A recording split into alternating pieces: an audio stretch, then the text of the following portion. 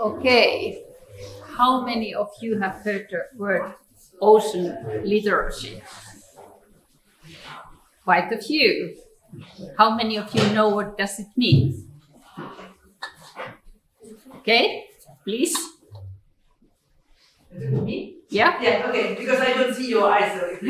So, ocean literacy is science literacy with ocean. And science literacy is understanding science and understanding results of research and being able to, deal with scientific experiments and results. With them. Yes. So, it's all about this. What you said, understanding of the ocean's influence to you and your influence on the ocean. If you put it very simple. So that's what it's all about. And there has been giving some principles about the idea of this, that thinking that, okay, the Earth have only one ocean with different features. So they are all somehow connected to each other. That's the main principle. And the ocean and its lives shape the features of on Earth. And as we all know, the ocean have a major influence on the climate and weather, especially when we are living these times, talking about this climate change that it's here. So we think about the oceans. The ocean makes the Earth a place that we can live.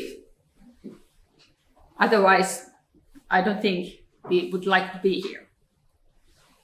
And the oceans have a very diverse life, and we can enjoy of that as well.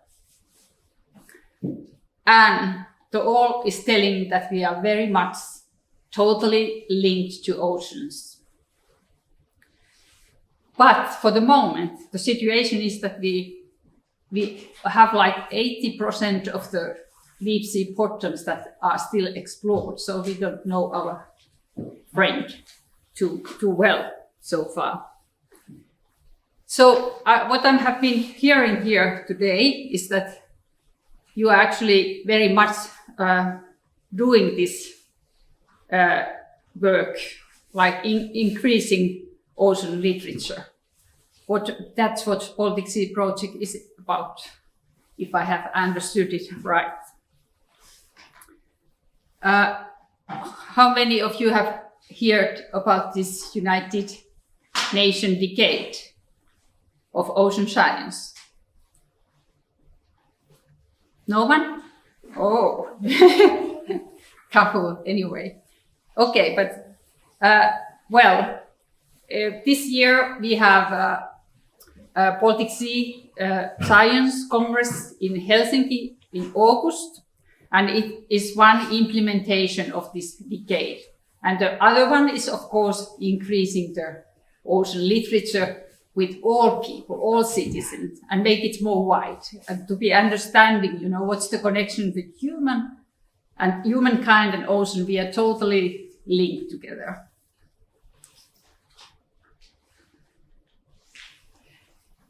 Okay, what else? What else the ocean literature means? As I said, so we want to spread the information for a wide audience.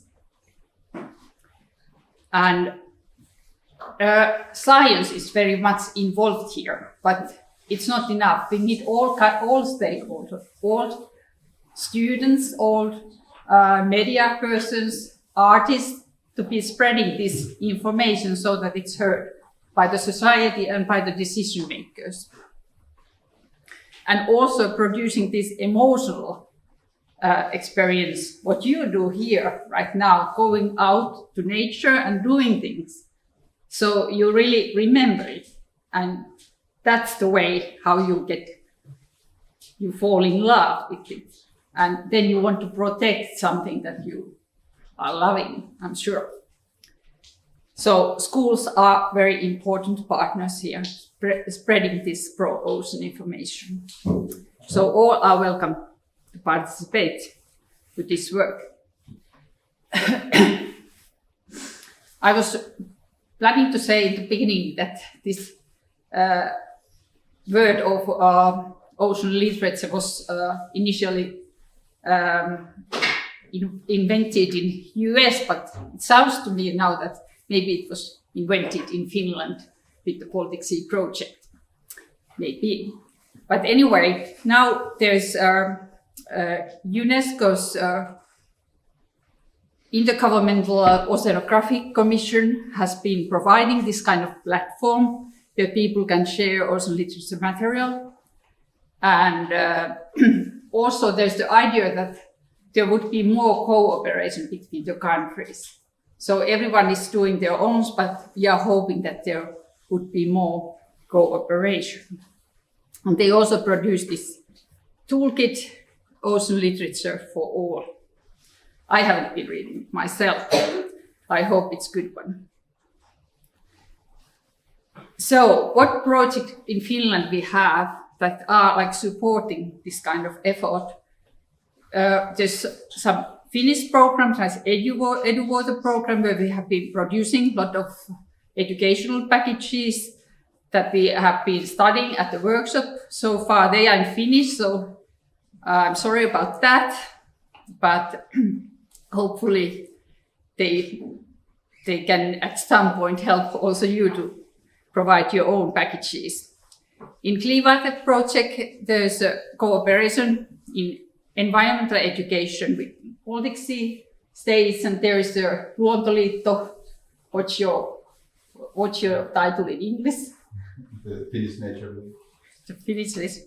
Okay. So it's also participate this, and there will be a camp in Latvia this year. And then we have this Blue Nights project. We are organizing during the European Research Nights event at the Helsinki City Hall and bringing things that are connected to bringing their information about marine research in the Baltic Sea. I come back to that a little bit later. Then we have this Baltic Cities project, that's its urban cooperation between Lithuania, Latvia, Estonia and Finland, especially with their city and county level. And connected to that, I want to inform that in these countries, so we launched our awareness campaign on next week, 9th of May, and it's called Baltic Sea So Stories, and we are hoping to get young people to produce videos from their seashore and telling about their ideas and worries and maybe challenging some scientists with your questions. And it will be open up to end of September. So be aware of this. We try to reach you by social media. And I already told about this Baltic Sea Science Congress that takes place in August, and then we have scientists around the Baltic Sea coming to tell about their recent research and thinking about the future of the Baltic Sea. Okay, Hanna, is there something about? And then when we are talking about the marine literacy, the second question is, how can we find the information? And that is something we asked about ourselves 6 years ago, because we know that a lot of marine data and information was produced in Finland, but you couldn't find it. It was scattered on the different websites because it was produced by so many, several institutes. And that is the moment when we decided to join our forces and to create one place to collect all Finnish marine data. And that is how itameri.fi was born. So in English, marinefinland.fi. How many of you has used this website? Some of you. Okay, this is a website that is produced by 10 Finnish marine data producers, is divided in 4 thematic sections. So if you want to know about the Baltic Sea nature, marine research, human impact on Baltic Sea or leisure, you can find it all here. There is also a section called Baltic Sea Now, which is showing real-time marine data. So if you want to know the water quality or algae situation or how many boats are sailing by Baltic Sea at the moment, you can find it there.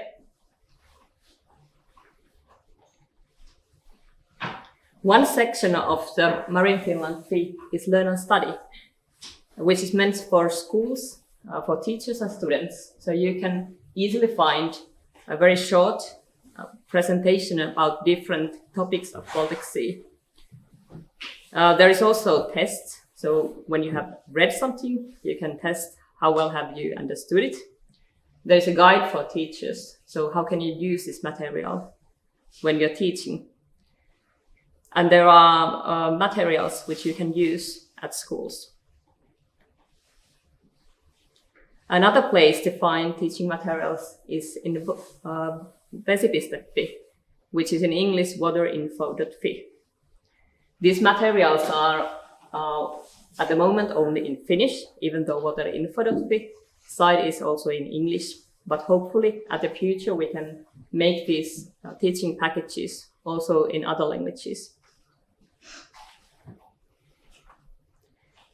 Quite often when I talk with people about the Baltic Sea, the opinion is quite clear. Oh, it's like lost case. It's so much algae there. It's turbid and it's muddy. But if you could actually deep into the water, you could see very different world. These images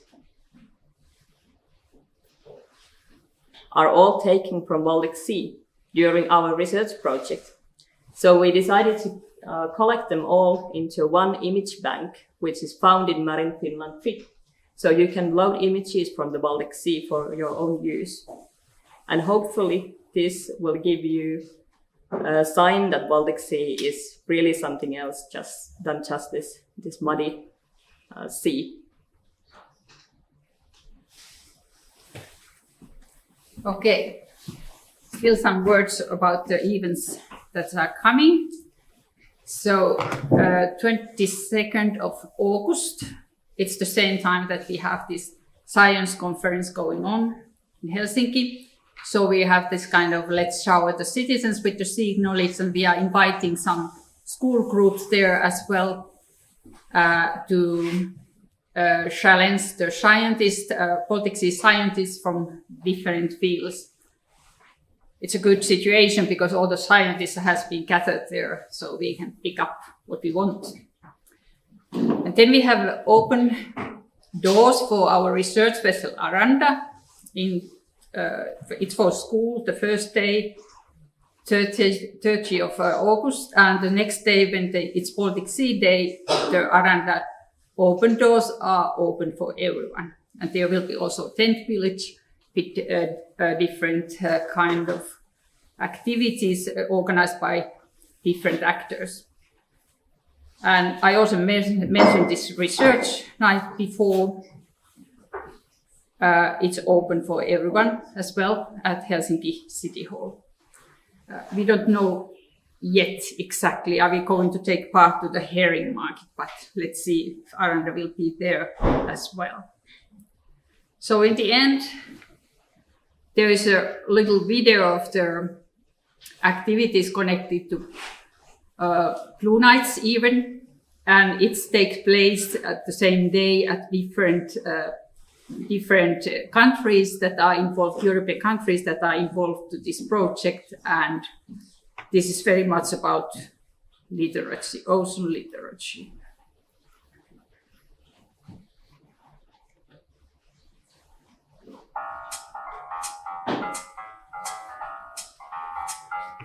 This is in Helsinki. Helsinki City Hall, we have these doctors answering to students' questions. And then we have a workshop on microplastics. Now we are in France,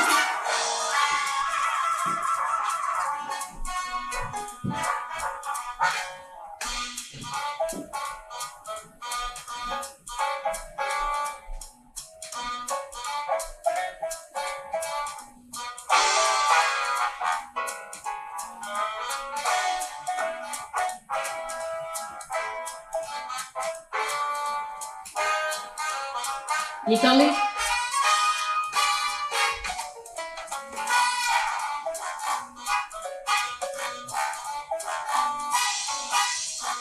Malta.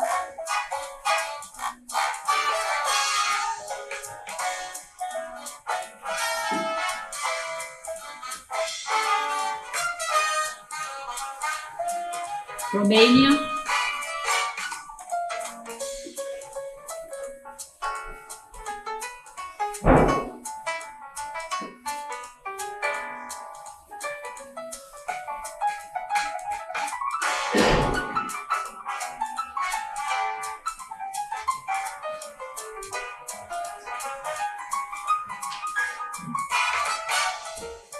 And Portugal.